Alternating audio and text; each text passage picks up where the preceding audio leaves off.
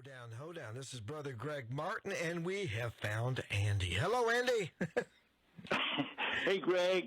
So sorry I was just late there, but good to be with you. Hey, it is totally okay.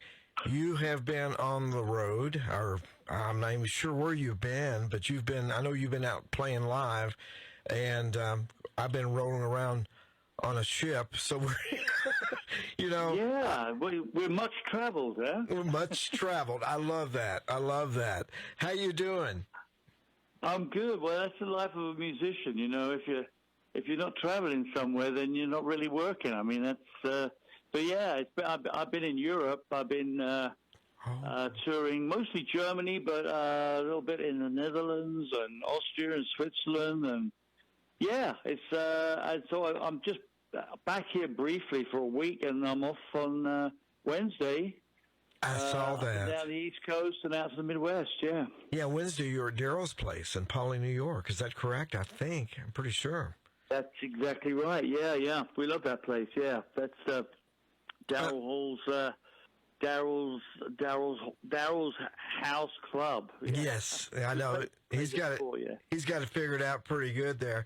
And of course, you're kicking off the U.S. tour this week, celebrating 50th anniversary of live dates, and of course, many of these dates are going to include the VIP experience. Man, I had live dates many years. Matter of fact, I've got a copy. I've got the album and CD. Oh yeah. Well, thanks so much. Yeah, it was something of a classic, that one. There weren't that many live albums around in those days, and of course, there was the Allmans live at the Fillmore, sure, and the Who's live at Leeds. It was quite a new. It wasn't a fairly new thing. There were plenty of jazz albums that were live, but not too many rock albums. So, but that one it is a classic. Yeah, absolutely. Well, welcome to the Lowdown, Hoedown. I'm very honored. I've been a fan for many years, and as I've told you, likewise. Well, thank you. And as I was telling the people earlier, back in 1972, there was a little record store in Glasgow, Kentucky, where I live now, and they had a bunch of promo records. And I was going through it one day, and I saw Wishbone Ash, Blind Eye, and on the flip side was Queen of Torture. And I thought, well, that sounds interesting. So I took it home, and when I put on Blind Eye, it about knocked me down because it was these harmony guitars. It was different than the Allman Brothers. It was different. Of course, we're talking about 1970s when the first album came out. Right. And I'm just tell me, first off, because you and I were having a little conversation on email about, I know the blues scene that was happening in England with Mayall and all this. Yeah. It had an impact on you, right? It did, yeah, it did, because there was what they called the British blues boom, which was really mid-60s, I would say 65, 66. So I was born in 50. Mm-hmm. So you can imagine as a 15, 16-year-old, suddenly, Clapton was God in London, and the Beano album, Mail, that whole thing, and and through that, I credit Eric Clapton a lot because he was really like our teacher. He kind of educated us teens as far as there was more to it than just John Mayall. John Mayall was great. I mean, John Mayall really, was the granddaddy of it all, as far as if you were a Brit. But through that, I started to listen to Albert King and Freddie King, and going back. But then, so you can imagine, I joined the band. I mean, we formed the band that was 69. That was 69. So there's this amazing period. So 66 to 69. In the Summer of Love in 67, you had psychedelia, Cream, everything suddenly exploded. Yes. And, so the blues boom, absolutely had an impact on me and on many bands that were to be the new bands of the early 70s. Yeah. So you actually saw John Mayall in the clubs, I would take it, right? You saw him play live? I did. Yeah, Yeah, my wife. We've been together. I've been together with my wife since we were teens, actually. But she saw Mail before I did. I saw Mail around the period when Mick Taylor was the guitar player, John Heisman was the drummer. I saw Cream's very first gig. You know, I mean, I'm 67, 68. I saw Hendrix twice. Oh, wow. He was over in England. Yeah, I was very fortunate. You know what I mean? But my all-time hero was Peter Green. Yeah. And I saw Peter Green's Fleetwood Mac. I saw their very first debut gig. You know, they played at it was called the Windsor Jazz and Blues Festival. Yeah. You know, festivals were a new thing, and I spent the summer of '67 and '68. I just went around all these festivals. I would be camping out, and I just couldn't get enough of this music. It was just exploding. You know. Absolutely. So, when you picked up the guitar, what was your first influences before this blues boom hit?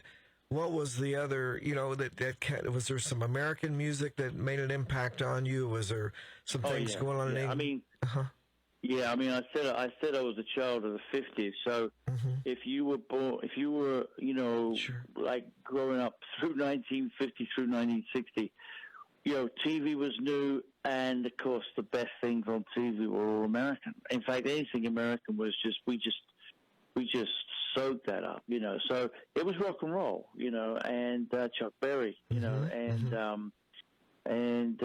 you know, anything. I mean, we didn't really know. I mean, I think I was vaguely aware of the Ventures, but in Britain, of course, it was Hank B. Marvin and the Shadows, which was the backup band for Cliff Richard. So, you know, and I would say pretty much every guitar player, whoever you were, really, even though people they didn't admit it so much back in those days because they were such a popular act that it was like, no, I'm much more influenced by this and that and the other. But Hank B. Marvin, I mean, whether it was Jeff Beck or even Eric Clapton, I'm sure, you know, that generation of players, the first real guitarist that they really heard would have been Hank, you know. Sure.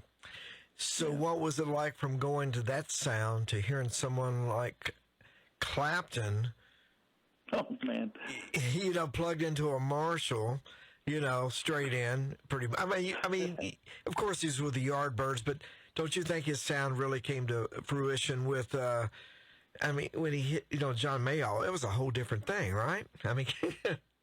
Absolutely. I mean, you know, we were just like, we have a saying in England, when you're gobsmacked, we were gobsmacked. I love it. Gobsmacked. Like, it's like, it just hit you. And I mean, I remember I suddenly became, I mean, you're a Les Paul player. I was like, wow, Les Paul. Okay. How did you get that sound? You know, so we'd be like plugging into, we'd like be doctoring like record players and TV sets, and our parents. I had a friend whose father was a bit of an electronics guy, and we tried. He would like be messing around with the amplifier section on a TV set, and at one point I was like, "How's he getting that sustain like that and that feeling out of the guitar?" Yeah, because before that it was the twang, the Strat, you know. Exactly. And so you went from the twang to this creamy, juicy kind of feedbacky sound, and I mean, I tell you, it was such a mystery to us that I even ended up making my own guitars at home, you know, to try and I made I call it the Les Powell. The Les Powell. It was a Les Paul shape, but anything I could do to try and figure out how these guys were getting the sound. Of course, I didn't realize that they were copying their influences from, you know, Freddie King or B.B. King or whatever, you know. And so that was all part of it, you know, the mystique, you know. Yeah. So finally, you know, I mean, I went through the same thing. You know, you hear Cream on the radio, you know, in '67. I mean, you hear Hendrix, but that was so far beyond. I couldn't even comprehend what was going on there. It was just, you know, psychedelic. But I hear Sunshine of Your... I heard Disraeli Gears first, you know. I didn't hear Fresh Cream. and you hear that lyrical solo on "Sunshine of Your Love" in the middle, and I'm going, the voice. Here's the vocals, and then the guitar starts singing too, and that's right. And lyrical is a great way of because I think for a lot of us guitar players, I came to the guitar before I started singing, and it was the way that it was a singing voice, and there was. It could have been instrumentals, those songs, because the guitar did all the work of a vocalist, really. Mm-hmm. And, in the blues tradition, you always punctuated the vocals anyway with a guitar line. That was, B.B. King called his guitar Lucille. It was, it's like this kind of, there was that, lyrical is a great way of describing it, as you just said. And it was the fact that a guitar could be a voice like that. Exactly. Yeah, call and response. It was the call and response thing with the blues, where BB would sing a line, then Lucille would answer back. It was exactly so cool. And man, you got so much good blues. You guys, it's in you. That's what I love about your sound. And thank you. Early on, did you tell me about your first when you went to Wishbone Ash? Did you ever play a Les Paul? Because you're known for that flying V. When I think about you, right. You're the flying V guy. Yeah, I am. Yeah. Well, I had this one that I made. I was familiar. So, when you make a guitar, you start to really learn how the thing works. And the combination of woods and so forth. But the first real guitar that I had in the band was actually an SG Special. So, okay. It was Gibson's right from the get-go, and I really loved that SG, and then I found the Flying V, and the Flying V to me, Gibson's are not really known as a guitar with a lot of twang to it, but no. the Flying V had a lot of whip to it's a big guitar, you've got these pins coming off the back, and the headstock's big. So there's a lot of wood vibrating there, and of course it had the vibrola trim on it. Mm-hmm. So that became, because that became part of my sound. Because if you think back to the like the Shadows and Hank Mobley, he was always using the tremolo arm, and this Flying V that I got, it had the vibrola on it, and I just grabbed it. I brought that into the sound, so. So I was using it in more of a rock way before tremolos became, whammy bars became a thing, before, obviously people started the dive bombing and all that. I used it as just a shimmer, really, on chords and things like that. And sometimes a bit of a vibrato, but I bring that into the sound. But, so I went from the SG to the Flying V. Mm-hmm. And there's something about the Flying V. It just had a little bit. It's really had that singing tone to it. Absolutely. What year was that Flying V? The first one you had? Well, it was a '67. I still have it. You still got it, don't you? '67. And you've got several. Do you have some of the old '50s models as well? The Koreans? Yeah. Well, when I started to travel through America, and it must have been the same for you, Greg. Pawn shops were the thing, and there were a couple of dealers. There weren't many young guys that were dealing guitars. I was fortunate enough to own a 58 and a 59. Wow. I know the Carinas. Suddenly I discovered the Carinas. But that was quite a different animal because the 58 and the 59s, there was a thicker body than the 67s and more of a Les Paul size neck, and I would say it was more in that Gibson tradition, a bit more of a very, what can I say? It had that Flying V characteristic, but more mellow sounding. Sure. And with the little banjo frets. Yeah. Which we changed. I've got a 1975. I've got a 75 that I bought off of friend, and it might be. That's not. I guess it's a little more kindred to what you've got. You're 67, I would think. I would think I've got a 72 that's again getting towards that, like you just mentioned there, and that's also a very good guitar. That's I mean, I bought that for $300 from a kid. He just came and said, it's a white one actually, and it's a great guitar. It's a little bit wider neck than the 67s were, quite a slim neck, like a 335 slim, very narrow neck. But all the like the Argus album. And you mentioned that song "Blind Eye." I mean, Love it. that was probably one of the first songs that we ever wrote in the band. I think the first song. Yeah. And, oh wow. I'd been playing before that, and in my teens I played in what we call soul bands. You probably call them R&B bands. I was more of a rhythm guitar player for a period of time. So bands with horn section and Hammond organ, and I just that song. We realized when we wrote that and that riff that we had suddenly a sound going. And we, as you said, we weren't really aware of the Allman Brothers. We did become aware of them later on because when we came over to the States, they put us on bills with the Allmans. And but actually, we did a lot of gigging down south. We'd play with bands like Wet Willie's, Easy Top would open for us. Oh wow! A lot of people in the South thought we might have been a Southern band, but we weren't. But we suddenly realized that obviously that sound, the guitar thing's always been popular down south, and for a period of time, but of course we brought then more of an English kind of flavor to the harmonies. Absolutely.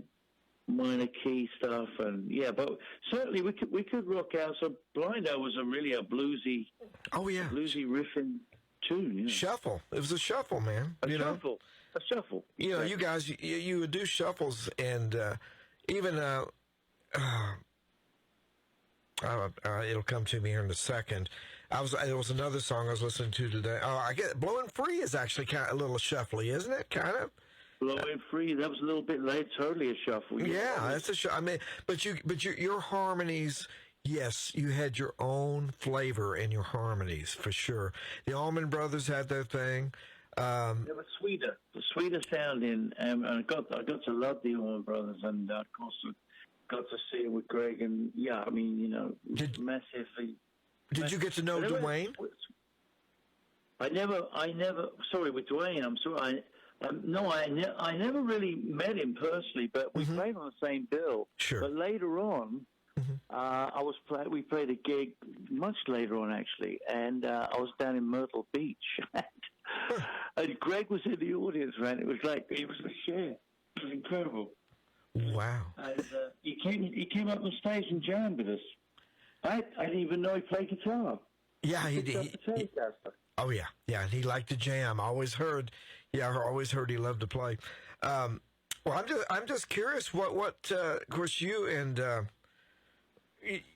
Ted had a great sound together. He was more of a Strat guy, I believe, best I remember. Initially, yeah. Although he did play a Les Paul. Single pickup Les Paul, a double cutaway, the little Junior. One of those. So what were you using far as amplifiers? You became famous. You were using Orange amps for a bit, but say the first couple of albums, what were you using in the studio and on the road? On the road, I was using, believe it or not, Laney amps. Laney amps. 60-watt Laney amp with a 4x12. But in the studio, early on, I acquired Fender concert amps. I had two of them. Oh. The brown Tolex covered ones. They were with 410s, Jensen speakers, and that was my studio rig. My studio sound was really those concert amps for really the early 3 or 4 albums, and even later on. And then later on, I also went to Fender Bassman 59 bass, which I still have.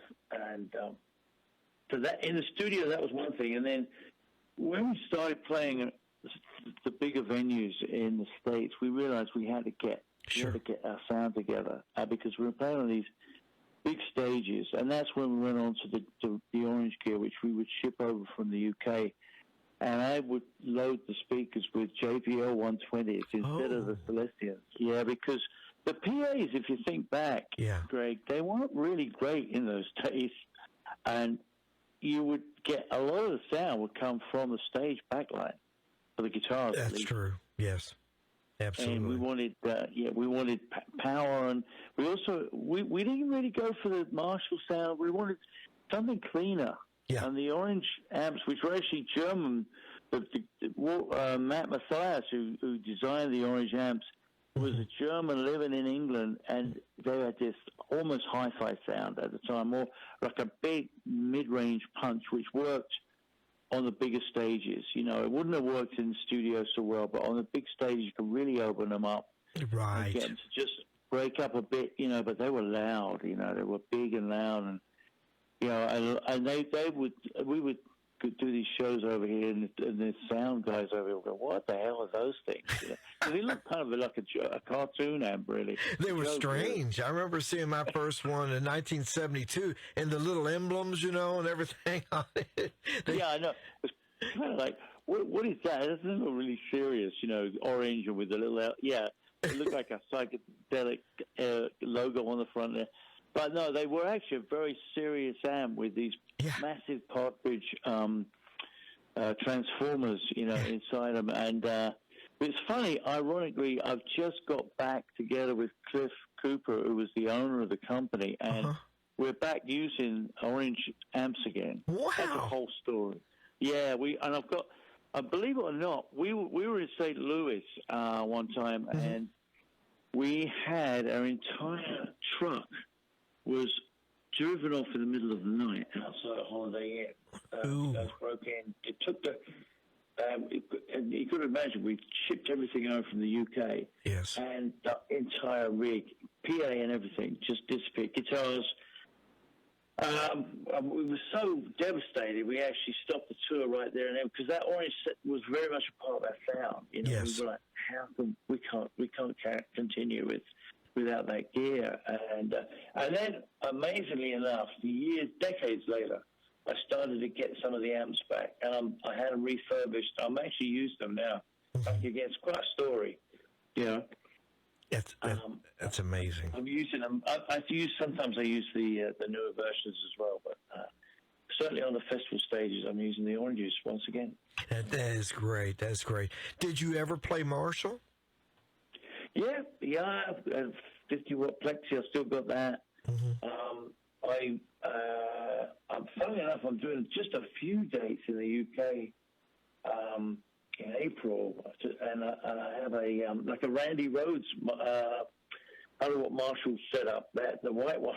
Yeah. Which I actually found that in South Africa, and I loved it so much I shipped it back to the UK. So yeah, I've used Marshall. You know, like you probably found this. You know, it depends on the size of the stage, the size of the gig, whether I would pull out a Marshall. But I do like the sound of a Marshall, 100%. I hear you. On this cruise I just did, I went out and played with Marshall Tucker, which is a whole different, well, it's a bit different than what I do with the Headhunters. And you know how it is on cruises, you use whatever you can get. And I was using Fender DeVille's, but what I ended up doing is just taking the clean channel and just plug it into that and turn it up on 10. And break, because I don't like it super distorted. You know, you want the sustain. I'm the same. Yeah, I'm aware of the way you play. Well, you're like me. I like a bit of distortion, but I like to control it often with a volume pot. And I don't like massive distortion, but I just wanted to break up a bit where it's sustaining. And these days with the pedal, I mean, back in the day we never used pedals or anything like that, you know. No. Well, no, I love I've always loved your sound. Yeah, you guys always had great tones and great melody. Great melody. Thank you. Yeah, I love it. But and likewise. Well, likewise. Thank you. Thank you. I mean, I love the way you play. Well, thank you. Did you ever play Les Paul very much, or is just a different animal? Didn't feel right, or? You know what? For some reason, I just never got my hands on one until relatively recently, and I bought one, and actually I keep it in Europe, and I sometimes pull it out. It's just some of them are pretty heavy, and but this one I have, it's like a reissue, custom shop. It's a really great guitar, and I had a friend of mine, Andreas Klockmann. He's a pickup guy in Germany. Mm-hmm. He did a couple of things, put the old caps in there, and he makes great pickups, and he redid the pickups, and that is a beast of a guitar, and I love it. But I'll bring it out for a few songs in a set. But yeah, it's not. But I think if you've been a Les Paul player from the beginning, yeah, you know that guitar. And yeah, that's right. It's for me, it's a just different thing. But I love what it produces in me, and when I pick one up, but it's not.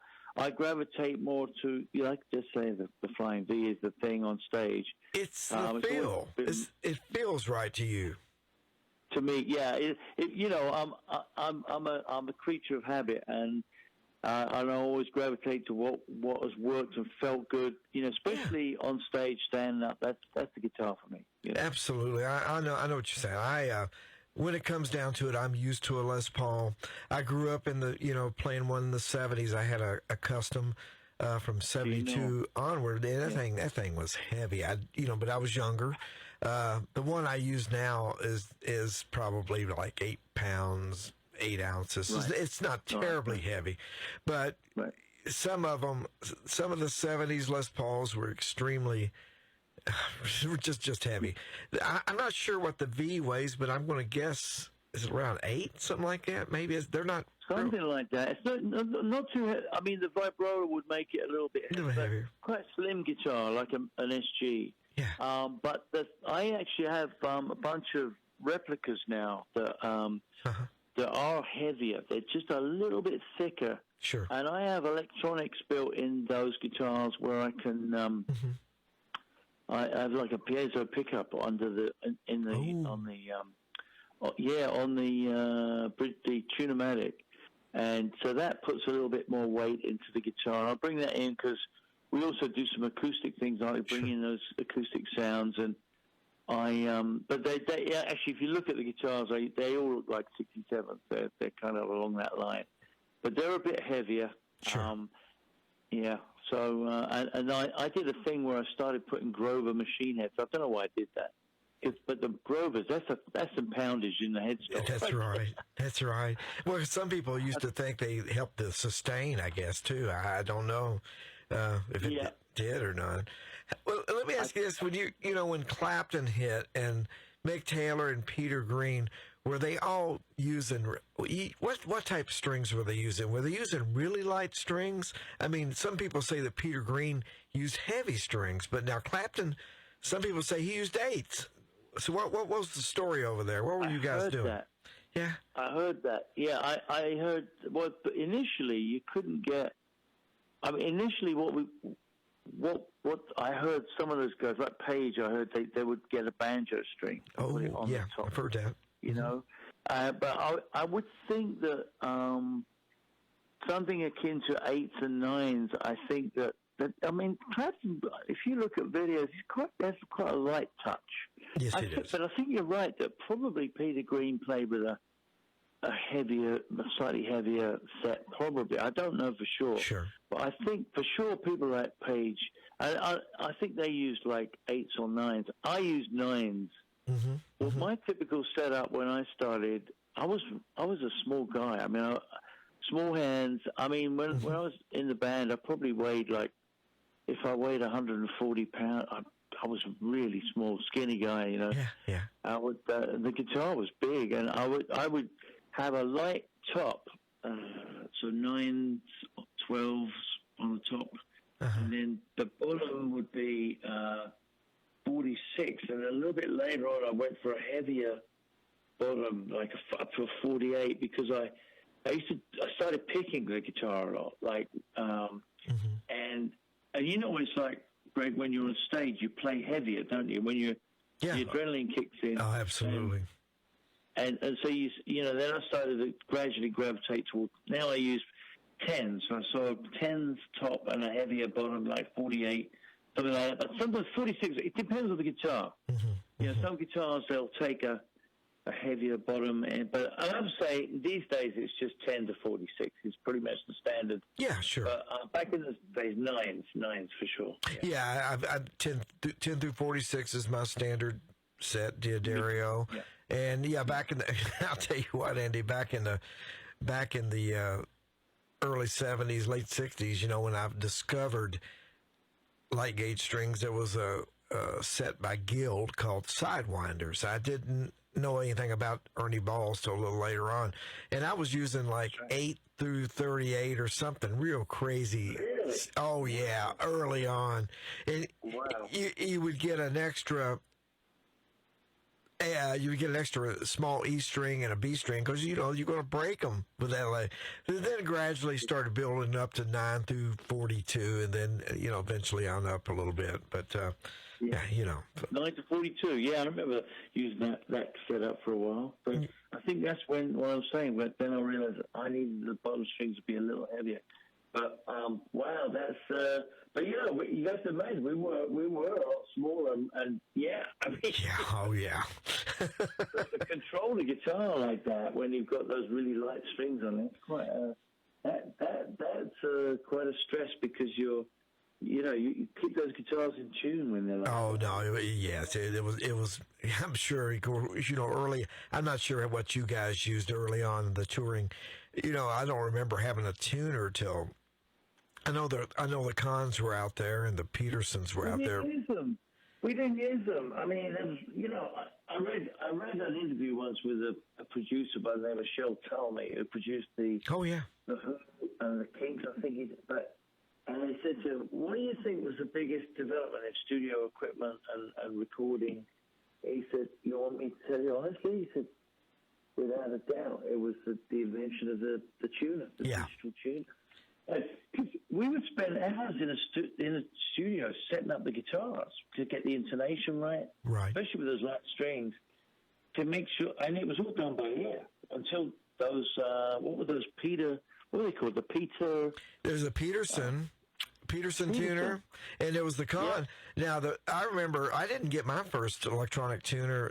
I didn't even know about those till about 1976. There was this little company called Telesis. It was a little blue box. It had these little red lights on it, and when you were in tune, they would connect in the middle. And, you know, I had no idea about tuners. So when you did the first album, was that all done by ear, pretty much? Oh yeah. Oh wow. Yeah. The first three albums were, 72, 71, 72. And sometimes, you know, maybe if we were, we'd sometimes get a little high in the studio. You'd be like, tuning forever, you know. And okay, we're ready. I think we got everything in tune now. Let's go, you know. And it was, tuning was a big thing, and getting the intonation right on the guitars, you know. That was a big thing. And like I said earlier, you know, you're getting to know the guitar and how they work. Sure. Because everything's a compromise with the guitar, you know. Oh, yeah. You know, you might have to tune the G string down a little bit because, you know, you're playing major chords or something. And so, you know, you develop a really good ear, especially when you're spending more time in the recording studio. So you're absolutely right. Your intonation and y'all's tuning was great. I mean, seriously, it was wonderful. There's no out of tune with you guys at all. You know, that's amazing. Well, we were trying we started getting a bit more adventurous and trying more complex things, and you know, you go from minors to majors and then major sevenths and stuff, and it's so tuning, you know, and I think that, you know, all of that helps with the training your ear training. Yeah, you know, that's everything true. was by ear. I mean, I wasn't formally trained. I don't know if you had any lessons. I think I maybe went to see a local guy that taught me a couple of jazz chords once, but I mean, really, it was all by ear, really. Well, I know most of it learning off records, you know, like turning over under sideways down and listening to Jeff's boogie and trying to figure out what Jeff Beck was doing, you know, and Or Lonnie Mack. We grew up listening to Lonnie Mack in Louisville when I grew up there. And Travis Womack and stuff like that. Lonnie Mack, another great V Lonnie player. Mack, for sure. You know? Yeah. But, yeah, man, it was... I only had a few classical lessons. And the only thing I learned, Andy, from that was how to finger pick a little bit. And that kind of came natural because in this area where I live, here in South Central Kentucky, we had Merle Travis, you know. And it's You just... guys were pickers. Yeah, it's guitar country, kind of, you know. Of course. You know, sit on the front porch, and I know you played I'm sure you played over the years a lot of Kentucky shows. I'm sure, you know, Louisville, Lexington. I don't know where all, but gosh, I sure hope I could see you guys. You know, someday. I'm not going to keep you real long tonight because you're. You know, you've been on the road and everything. But we'll have to jet lagging. Well, that's okay. I am a little bit myself, you know. So where were you? You were were you in Florida doing off the coast there? Yeah, on the 12th, I flew out of Louisville. I drove up to Louisville, and I flew to Fort Lauderdale. And, well, actually, I flew to Atlanta, and I met the Marshall Tucker Band there. And then we flew down to Fort Lauderdale, and we hopped on the boat on the 13th, and we played 3 shows out there, and I came back to Louisville last Friday. You've been running all over, yeah. Yeah, I've been running a bit. I mean, but the Headhunters we're going to start gearing back up the 1st of March. That's when we go back out. That's great. Out on the boat, there was 10 years after Chick Churchill and Rick Lee, we're out there. Yeah. You know these guys. I know you. I do, yeah. And Roger Daltrey was out there. Really? Yeah, he was. Man, did you get to know Alvin Lee and Jeff Beck and people like that? Did you know these guys? Yeah, I got a couple of stories. Please. Yeah, Alvin Lee. I did a great tour of Britain. Well, actually, it was all through Europe and South America with. It was a thing called the Night of the Guitar. So it was all the guitar players were on this tour. There was Leslie West, Alvin, me, Steve Hunter. God, it was a bunch of different guitar players. So I got to know him, and we used to do a few shows with 10 Years After, but back in the day. But certainly Jeff Beck. I got a good Jeff Beck story. He produced an album in the early 70s by a band called Up. Sure. Mm-hmm. Yeah, and okay, you know, that's great. I do. I've got it. Yeah. Really? I sure do. Wow. So he was just getting into the jazz rock thing then. That's right. And there was a session on BBC Radio on the John Peel show, and he couldn't make it. And I got a call, and they said, "Hey, this band, do you think you could sit in and play jazz parts?" I was like, that was pretty daunting at the time, but I did it. And because he was just getting into this thing, and this was new territory for someone like me. But I did the gig, and there's a recording out there somewhere. So yeah, I mean, I did meet quite a few people back in the day. You would do, you know, traveling around. Oh, sure. Jeff, I actually. So sad, you know, he passed away recently. But I hung out with him one time at the Hyatt House in on Sunset, the Riot House as we used to call it. Sure. And I remember him showing me his Stratocasters, which was so beautifully set up. I've never played Stratocasters like that before. Amazing. And he showed me his guitars and how he would set them up. And yeah, it was a lovely guy, actually, very very humble, very charming guy. Yeah. Did you know Clapton? Did you get to know Clapton at all? I didn't. No, I met him relatively recently, though. I went to see a friend of mine, Alan Darby, who sadly just passed away. He was more of a session player, songwriter. I think he had songs. He got a song away on a Bonnie Raitt album, and he was from Scotland, and he introduced me to Clapton because he was playing in Clapton's band as during the album The Pilgrim. Yes. Yes. Well, he was on that tour as Eric's backup guitar player, and introduced me to him. And so I met Eric relatively recently. I would say, when I say recently, you know, I didn't know him back in the day, but oh, sure. So yeah, I mean, that was kind of that was a real bucket list thing for me, because that's cool. Obviously I've been a fan since the mid-'60s, you know. How about BB? Did you know BB and Albert? They were your heroes, and Freddie and people like that? I did not, but I met Muddy Waters once in London, and I remember going backstage and being introduced to him. He had the biggest hands of anyone I'd ever shaken hands with. Wow. I do remember that. But no, I was huge. I became a huge Albert King fan because of the Flying V. Yeah, absolutely. And, I still am. He was the one for me, Albert King. BB King. We were on the same label, MCA. He was on Downhill. Yes. We signed with MCA,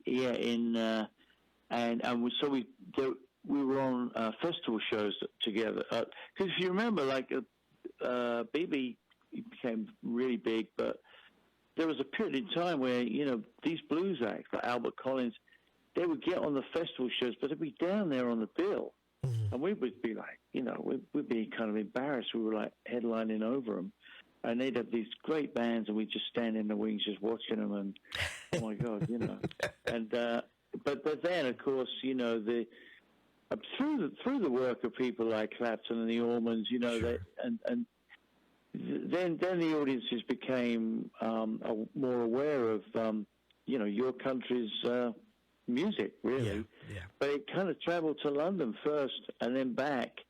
I think the Brits really did a lot to wake everyone up to the fact that there was all these great players and these great bands. You did. You know, and in a way it was like we were saying, taking coals to Newcastle. You know, we yeah, you know, you know, so that was interesting, that little period of time where, you know, we'd have all these amazing blues acts on these rock shows. Yeah, it was. Yeah, you know, it was really, really interesting time.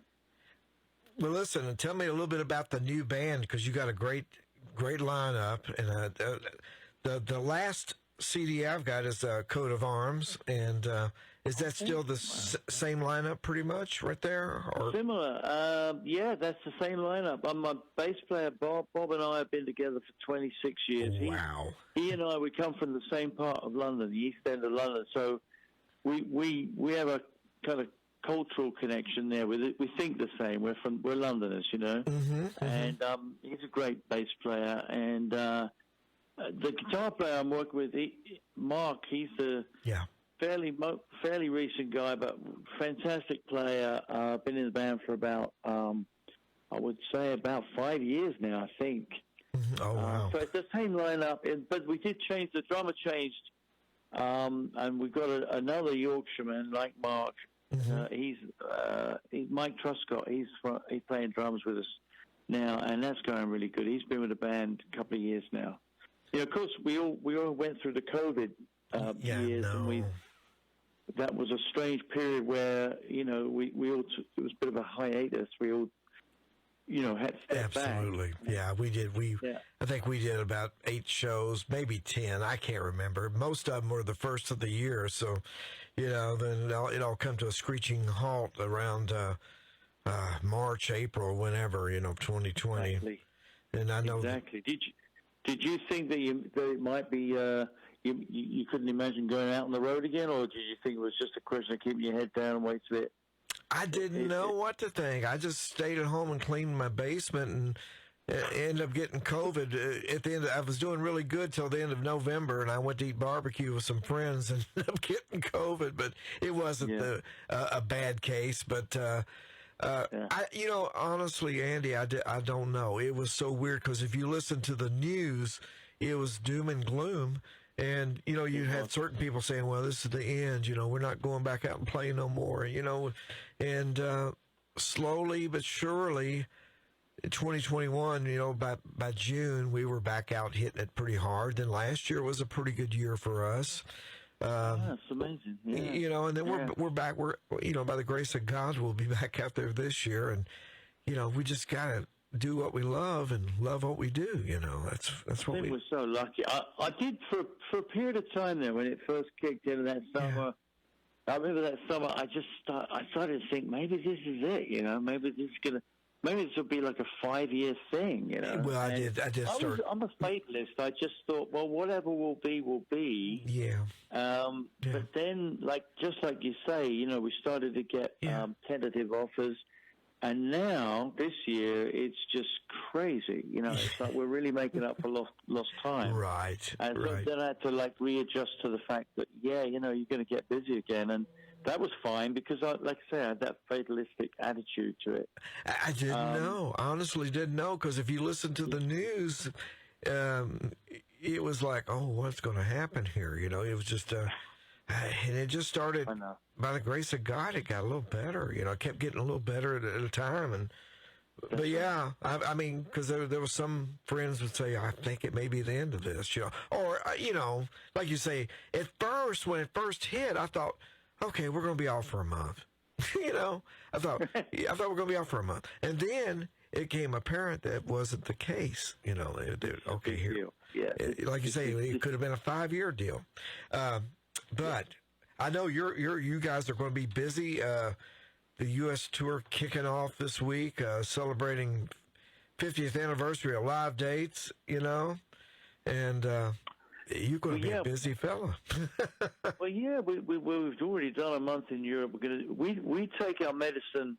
The way we do it, it's probably easier for you over here. You can probably break things up a bit, but we because the guys are coming over from England, we have to do a month at a time. We do all our tours are a month, and we get on the road. We just do it, and it's usually about 24 dates. We play 6 days a week, and then you can't do this country in one go. So we break it up into two sections. We do the East Coast and the Midwest, and then we'll come back in the fall, and we'll do the South and the West Coast, and that's how we break it up. And we just get on the road and we just do it, and so all in all, there'll be about 50 tour dates in the U.S.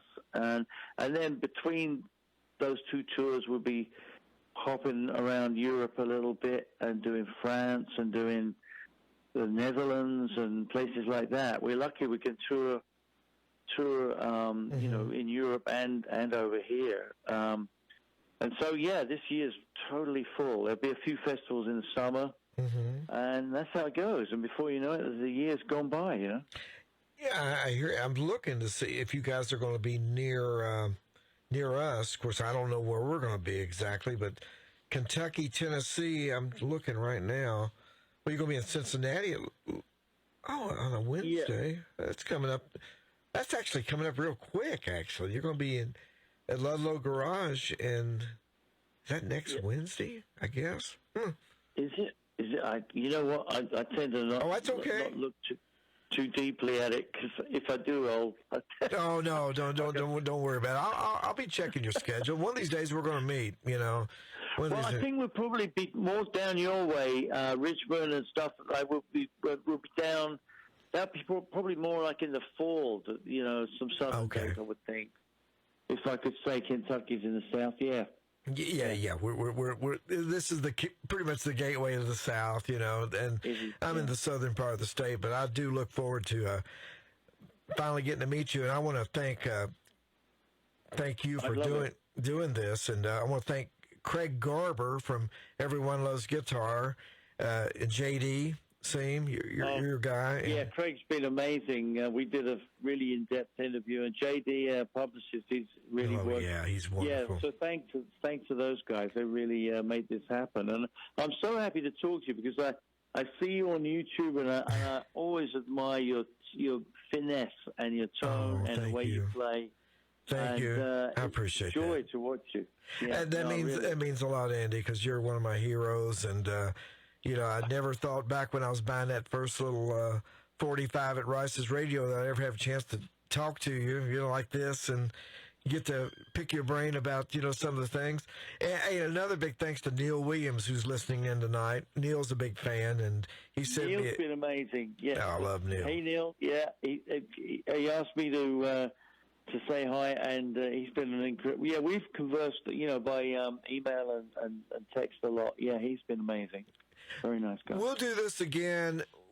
I would assume you have new music coming out next year. I don't know when. Maybe this year you got something new coming out. I don't know.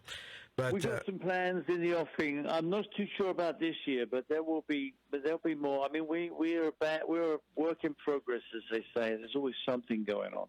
But at the moment, because of this 50-year thing, yes, we've been celebrating Argus and the Light Days album, as you mentioned. So there's a lot of that kind of retrospective thing going on. Sure. But I get the feeling that you and I could probably sit and chew the fat all night, I would think. Yes, we could. Yes, we could. Let's do this again, and I'll play Coat of Arms, and I'll let you get some rest. How's that? Yeah, it's about 3 a.m. for me right now. But thank you, because what with the European time change. But thanks so much. It's been a real pleasure talking to you, Greg. Thank you. Gosh, Andy, thank you. You want to say anything about Coat of Arms?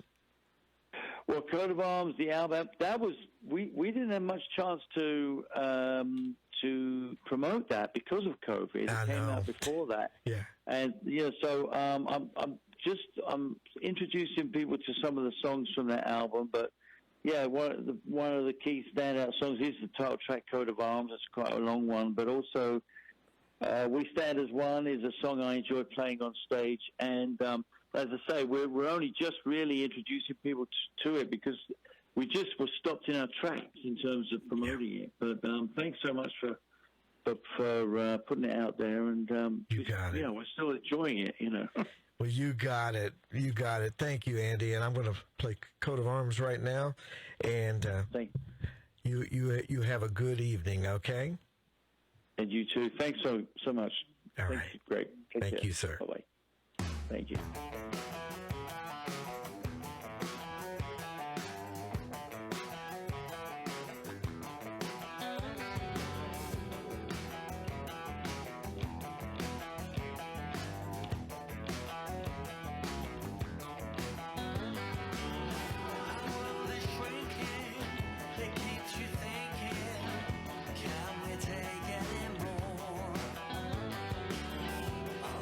Lying, not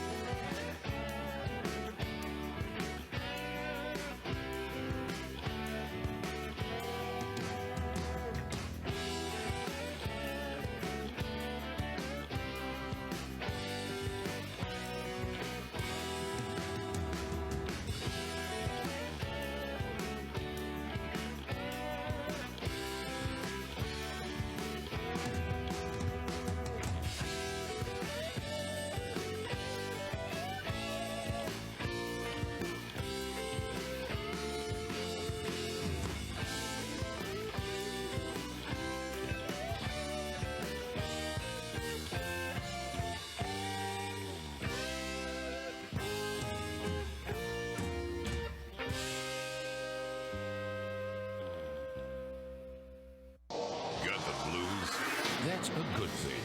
It's the Lowdown Hoedown on WDNS Bowling Green D93.